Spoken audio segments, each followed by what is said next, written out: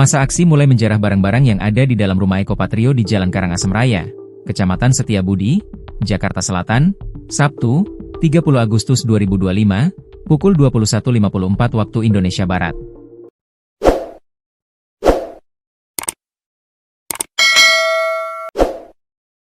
Awalnya, salah satu provokator berdebat dengan salah satu keamanan dari komplek tersebut karena tak terima di foto-foto.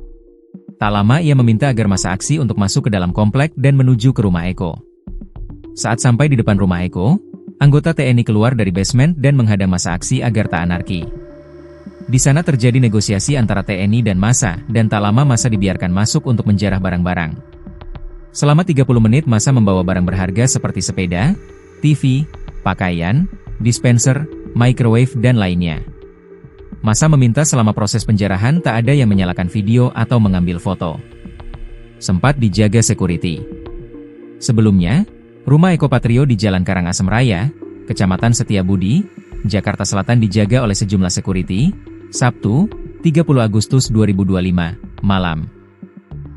Dari pantauan wartakotalive.com di lokasi, pihak keamanan terlihat menyortir setiap kendaraan yang masuk ke dalam komplek mewah tersebut. Di depan rumah mewah yang dikabarkan seharga 150 miliar rupiah itu juga dijaga oleh sejumlah orang. Setiap sepeda motor ojol yang masuk diperiksa dan ditanya oleh pihak security komplek. Di dalam, ternyata juga ada sejumlah pegawai kantor Kelurahan Kuningan Timur dan wartawan hanya bisa duduk di seberang jalan. Anggota DPR RI dari Partai Amanat Nasional, PAN, Eko Hendro Purnomo alias Eko Patrio meminta maaf kepada publik karena sikapnya melukai publik dan menjadi salah satu yang memancing aksi unjuk rasa. Permintaan maaf Eko Patrio tersebut diunggah melalui akun Instagram miliknya Eko Patrio Super pada Sabtu, 30 Agustus 2025, malam. Dalam video yang diunggah tersebut, Eko terlihat didampingi oleh politikus PAN lainnya yakni Sigit Purnomo Said alias Pasha Ungu. Dengan penuh kerendahan hati, saya Eko Patrio menyampaikan permohonan maaf yang sedalam-dalamnya kepada masyarakat atas keresahan yang timbul akibat perbuatan yang saya lakukan, kata Eko dalam video tersebut. Eko kemudian mengatakan, dirinya mendengar seluruh aspirasi masyarakat mengenai kecewaan yang ada. Di balik kontroversi video parodi wawancara wartawan dengan Gubernur Kalteng Agustiar Sabran. Artikel Kompas.id.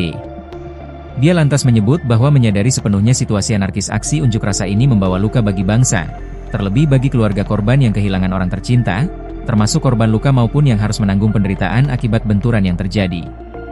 Untuk itu, Eko meminta maaf atas sikapnya. Tetapi, dia memastikan bahwa tidak berniat memperkeruh keadaan. Tidak sedikit pun terbersit niat dari saya untuk memperkeruh keadaan. Tentunya, ke depan saya akan lebih berhati-hati dalam bersikap dan juga menyampaikan pendapat, ucapnya.